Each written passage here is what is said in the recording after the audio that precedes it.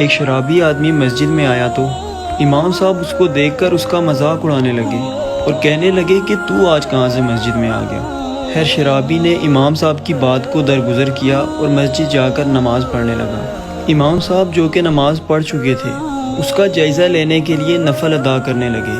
اصل میں وہ نفل ادا نہیں کر رہے تھے بلکہ اس شرابی کا جائزہ لے رہے تھے کہ دیکھوں تو صحیح اس کو نماز بھی آتی ہے کہ نہیں۔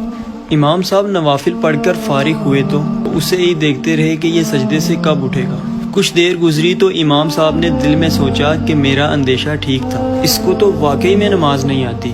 امام صاحب نے غصے میں اسے جھنجھوڑا کہ اٹھو تمہیں نماز سکھاؤں۔ جیسے ہی امام صاحب نے اسے ہاتھ لگایا تو وہ سجدے سے گر گیا۔ اس کی بند آنکھیں دیکھ کر امام صاحب پریشان ہو گئے اور پھر اس آدمی کی امام صاحب نے نفس چیک کی، جس پر ان کو پتہ چلا کہ یہ تو مر چکا ہے۔ سجدے میں موت قسمت والوں کو ہی نصیب ہوتی ہے۔